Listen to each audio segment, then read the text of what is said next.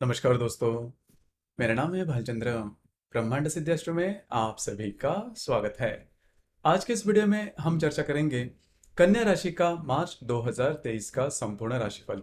कैसे होंगे ग्रह योग, कैसे होंगे ग्रहों के राशांतर और वो आपके राशि पर किस प्रकार से प्रभाव करने वाले हैं, कौन से निर्णय आपको लेने हैं, कौन से निर्णय आपको टालने हैं, आपके जीवन का ऐसा कौन सा क्षेत्र है जो कि सबसे ज्यादा प्रभावित होने वाला है, सभी के बारे में डिटेल में चर्चा इस वीडियो में हम करने वाले हैं। अपना जो चैनल है ब्रह्मांड सिद्धि एस्ट्रो, इस चैनल पर मेष राशि से लेकर मीन राशि तक की जो सभी 12 राशियां हैं, इन सभी 12 राशियों का मार्च 2023 का राशिफल क्या होगा, इस विषय पर वीडियो अपलोड हो रहे हैं। आप उसका आनंद जरूर लीजिए। तो आज के इस वीडियो में हम चर्चा करेंगे कन्या राशि के बारे में। सबसे पहले हम चर्चा करेंगे सूर्य ग्रह के बारे में। सूर्य जो ग्रह है, यह सूर्य ग्रह आपके राशि का व्ययश है, जो कि आपके षष्ठ भाव में भ्रमण कर रहा है और दिनांक 17 तारीख के बाद ये जो रवि है, ये रवि आपके सप्तम भाव में भ्रमण करेगा। तो पिछले करीबन 15-20 दिनों में आपने देखा होगा कि स्ट्रेस जो लेवल है तो वो थोड़ा ज्यादा बढ़ रहा है। अब ये जो स्ट्रेस है किसी भी क्षेत्र से रिलेटेड हो सकता है। खास करके आपके बारे में अगर देखा जाए तो आपकी जो राशि है, आपको फिजिकल जो हेल्थ इश्यूज वगैरह रहते हैं वो थोड़े से ज्यादा रहते हैं और जल्दी से आप स्ट्रेस में आ जाते हो। मतलब आपकी राशि की ये खासियत है कि कोई भी काम करना है तो परफेक्ट होना चाहिए।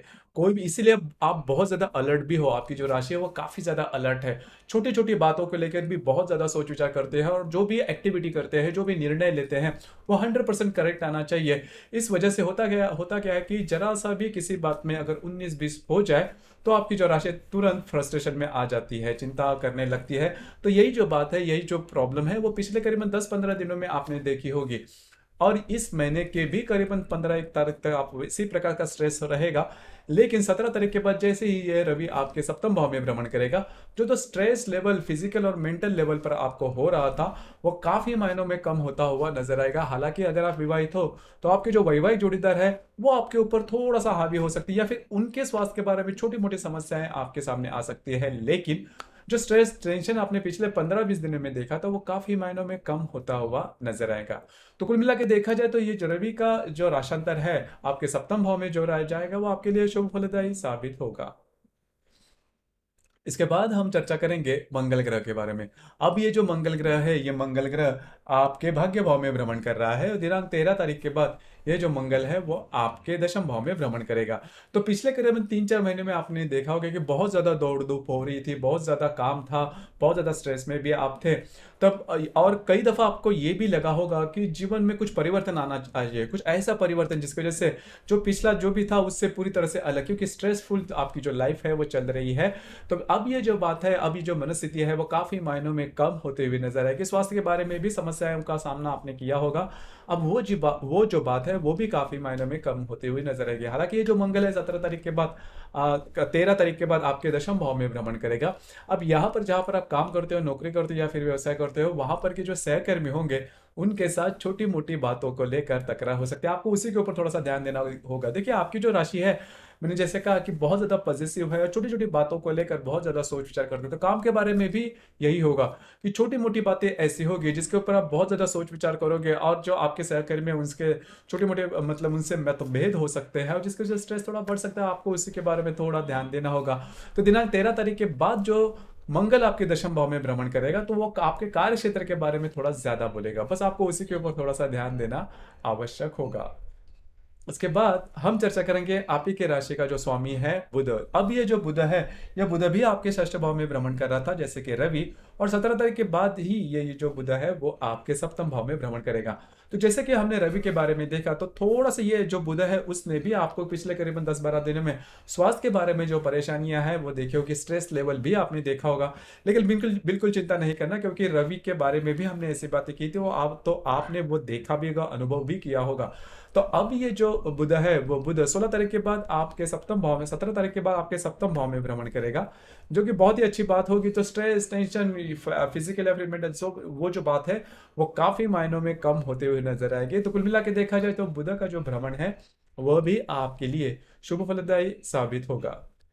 इसके बाद हम चर्चा करेंगे शुक्र ग्रह के बारे में। अब ये जो शुक्र ग्रह है, ये शुक्र ग्रह आपके राशि के सप्तम भाव में भ्रमण कर रहा है और दिनांक 13 तारीख के बाद ये जो शुक्र है वो आपके अष्टम भाव में भ्रमण करेगा। शुक्र जो ग्रह है वो आपके राशि के लिए बहुत ही ज्यादा महत्वपूर्ण होता है, क्योंकि ये आपका भाग्येश भी है और आपका द्वितेश भी है, जो कि आपके सप्तम भाव में भ्रमण कर रहा था, और दिनांक 13 तारीख के बाद ये आपके अष्टम भाव में भ्रमण करेगा।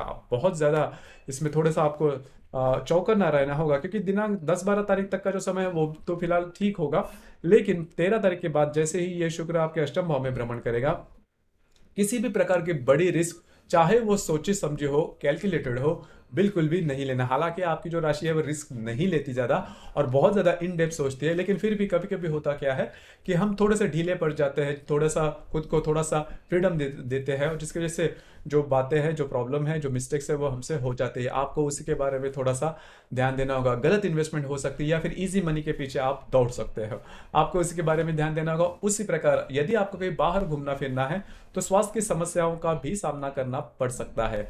तो ध्यान रखिए, किसी भी प्रकार के बड़े निर्णय इस कालावधि में नहीं लेना, ये बात जान लीजिए, ये बात बहुत ही ज्यादा महत्वपूर्ण है। उसी प्रकार इसके बाद हम चर्चा करेंगे गुरु ग्रह के बारे में। अब ये जो गुरु ग्रह है वो आपके लिए, वैसे देखा जाए तो जो गुरु है वो आपका चतुर्थेश भी है, सप्तमेश भी है, जो कि आपके सप्तम भाव में भ्रमण कर रहा है। तो अगर आप किसी के रिलेशनशिप में हैं, उनके साथ जो बातें हैं वो काफी नॉर्मल रहेगी, किसी प्रकार के बड़े प्रॉब्लम या कॉम्प्लिकेशंस का सामना आपको करना नहीं पड़ेगा, जो कि बहुत ही अच्छी बात होगी। तो कुल मिलाकर देखा जाए तो गुरु का जो भ्रमण है वो आपके लिए काफी ज्यादा शुभ फलदायी साबित होगा, क्योंकि ये जो गुरु है पंचम दृष्टि से आपके लाभ भाव को देख रहा है, सप्तम दृष्टि से आप ही के राशि को देख रहा है, और नवम दृष्टि से ये आपके तृतीय भाव को देख रहा है। तो कुल मिलाकर देखा जाए तो इसकी जो दृष्टि है वो भी आप में कॉन्फिडेंस जगा के रखेगी, और छोटी मोटी प्रॉब्लम कॉम्प्लिकेशंस भी आते हैं कि हालांकि आपकी जो राशि है वो स्टर्डीनेस में थोड़ी कम है, स्ट्रेस आते हैं तो थोड़ा सा ब्लैंक भी हो जाते हो, लेकिन गुरु की जैसी दृष्टि आपके राशि पर हो रही है, जिसकी वजह से ये जो स्ट्रेस टेंशन वाली जो बातें हैं वो नहीं रहेगी, आप डट कर हर समस्याओं का सामना करेंगे। इसके बाद हम चर्चा करेंगे शनि ग्रह के बारे में। शनि जो ग्रह है, ये शनि ग्रह करीबन जनवरी 18 तारीख के बाद आपके षष्ठ भाव में भ्रमण कर रहा है। अब यहाँ पर जो शनि है, वैसे देखा जाए तो ये आपका षष्ठेश भी है, पंचमेश भी है, जो कि आपके षष्ठ भाव में भ्रमण कर रहा है। तो देखिए, अगर आपको लॉन्ग टर्म में कोई व्याधियां हैं तो उसके बारे में आपको थोड़ा सा ध्यान देना होगा। आपको सेहत के बारे में, वैसे भी देखा जाए तो आपकी जो राशि है सेहत के बारे में थोड़े से ऊपर नीचे रहती है, और आपके उसके लिए ज्यादा सजग भी रहते हो, लेकिन ये जो शनि है वो आपके षष्ठ भाव में भ्रमण कर रहा है। षष्ठ भाव को रोग स्थान, शत्रु स्थान भी कहा जाता है। तो व्याधियों के बारे में, लंबे समय तक चलने वाली जो व्याधियां है वो, उससे आपको थोड़ा सा बचना होगा। मतलब आपकी जो रोजमर्रा की जिंदगी है, खान पीन का जो मामला है, उसके ऊपर थोड़ा सा ध्यान देना होगा। उसी प्रकार जो भी आपके कार्य क्षेत्र के जो बड़े बुजुर्ग हैं उनसे थोड़ा सा बचना होगा। हालांकि उनसे बहुत सारी सलाह मिल सकती है, लेकिन उनसे थोड़ा सा बचना होगा, थोड़ा सा अलर्ट रहना होगा। तो ये बात जान लीजिए। तो शनि का जो भ्रमण नॉर्मली षष्ठ भाव में शुभ फलदायी नहीं होता, हालांकि यहाँ पर ये आने वाले 2.5 साल तक रहने वाला है, लेकिन 2.5 साल किसी के भी पूर्णतः खराब नहीं जाते। सिर्फ आपको थोड़ा सा चौकन्ना रहना आवश्यक होगा, क्योंकि यहाँ पर जैसे कि जो बुध है वो भी आपके षष्ठ भाव में, जो रवि है वो भी आपके षष्ठ भाव में भ्रमण कर रहा है, तो थोड़ा सा इसके बारे में ध्यान देना होगा। उसी प्रकार इस महीने के जो ग्रह योग है उसके बारे में अगर देखा जाए तो शनि और बुध की युति होने जा रही है आपके षष्ठ भाव में, गुरु और शुक्र की युति होने जा रही है आपके सप्तम भाव में। अब देखिए, ये जो बुध और शनि की जो युति है आपके षष्ठ भाव में होने जा रही है, वो स्ट्रेस लेवल आपको दे सकती है। आपके राशि का होता क्या है कि कोई भी समस्या सामने आने से पहले ही आप उसके बारे में बहुत ज्यादा विचार करते हो, और जो विचार होते हैं वो भी इतने पावरफुल होते हैं, वो भी इतने ज्यादा, जिसके तले आप दब जाते हो, फिर आपको ऊपर आना लगता है करीबन कठिन है, और स्ट्रेस लेवल बढ़ता है, थोड़े से ब्लैंक भी हो जाते हो, तो और नेगेटिव भी अप्रोच होता है, तो चिड़चिड़ापन भी आप में देखा जाता है। तो इसी के ऊपर थोड़ा सा ध्यान देना होगा, क्योंकि इस प्रकार का जो अनुभव है वो 2 तारीख के आसपास आप कर सकते हैं। लेकिन यहाँ पर अच्छी बात भी यह है कि आपके सप्तम भाव में गुरु और शुक्र की युति होने जा रही है, तो आपके जो वैवाहिक जोड़ीदार है उनके साथ आपकी जो हारमोनी है वो बहुत अच्छी देखी जा सकती है। उनके साथ कहीं बाहर घूमना फिरना हो सकता है, कुछ अच्छे लाभ वगैरह भी हो सकते हैं। तो गुरु शुक्र की युति जो कि आपके षष्ठ सप्तम भाव में होने जा रही है, वह आपके लिए शुभ फलदायी साबित होगी। इसके बाद दिनांक 11 तारीख को हर्षल और बुध का लाभ योग होने जा रहा है। उसी प्रकार मंगल और शुक्र का भी लाभ योग होने जा रहा है।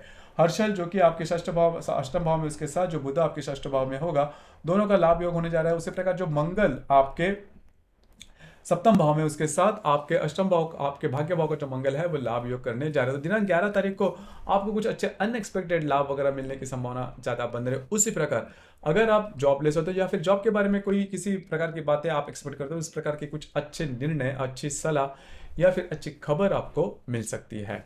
उसी प्रकार दिनांक 14 तारीख को नेपच्यून और मंगल का केंद्र योग होने जा रहा है। मंगल जो कि आपके दशम भाव में भ्रमण करेगा, उसके साथ आपके सप्तम भाव का जो नेपच्यून है वो केंद्र योग करने जाते हो। जहां पर आप काम करते हो, नौकरी करते हो या फिर व्यवसाय करते हो, वहां पर के जो लोग होंगे उनके साथ छोटी मोटी बातों को लेकर तकरार हो सकती है और ये तकरार बढ़ सकती है।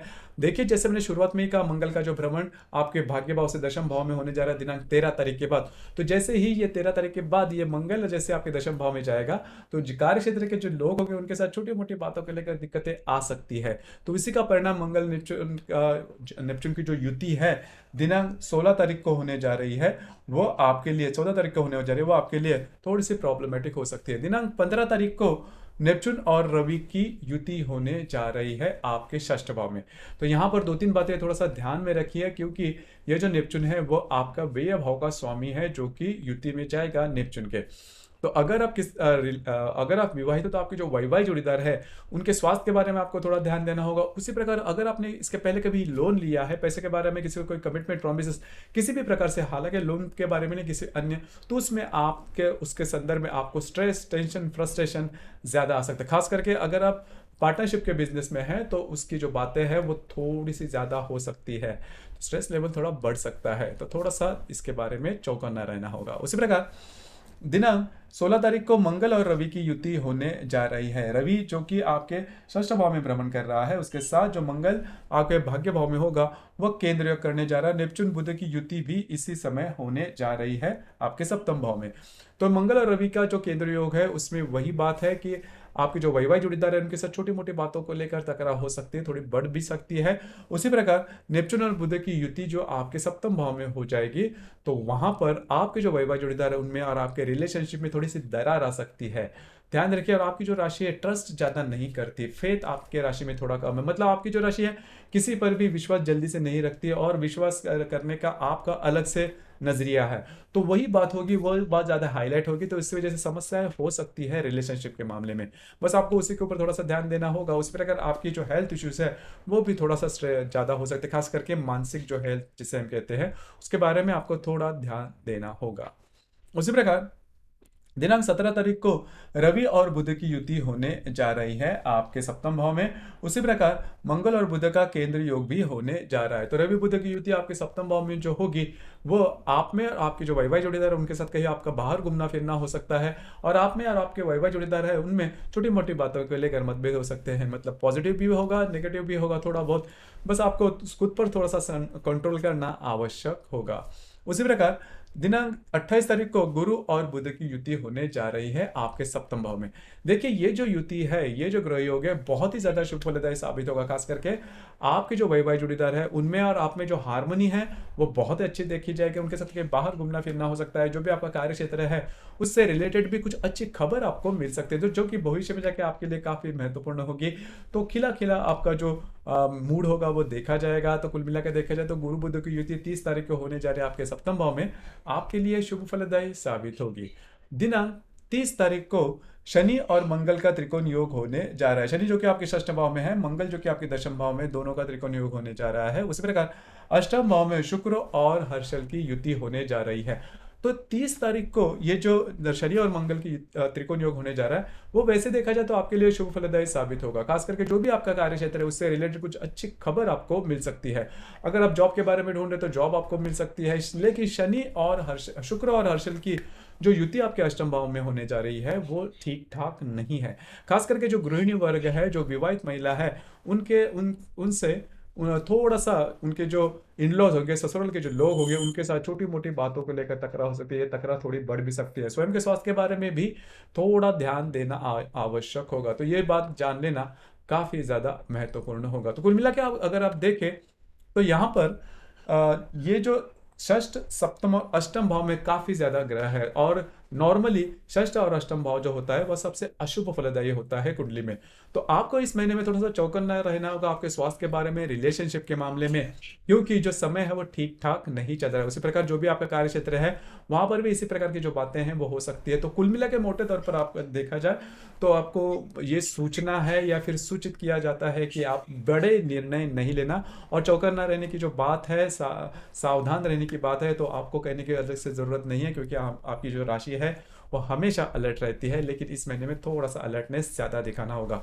उसी प्रकार इस महीने की जो पूर्णिमा है वह 7 तारीख को है, और जो अमावस है वो 21 तारीख को है। पूर्णिमा और अमावस के दिन होता क्या है कि रविचंद्र का जो आकर्षण होता है पृथ्वी के प्रति वो काफ़ी ज़्यादा पाया जाता है, जिस वजह से हमारी जो भावनाएं होती है वो काफ़ी ज़्यादा तीव्रतम होती है। तो अगर भावनाओं में बहकर अगर आप कोई निर्णय लेते हो तो वो चूकने की संभावना ही थोड़ी ज़्यादा बनती है। बस आपको इसी के बारे में थोड़ा सा सजग रहना होगा इन दिनों में, मतलब 7 और 21 तारीख के दिन किसी भी प्रकार के बड़े निर्णय नहीं लेना जिसकी वजह से आपकी जीवन की दिशा ही बदल जाए।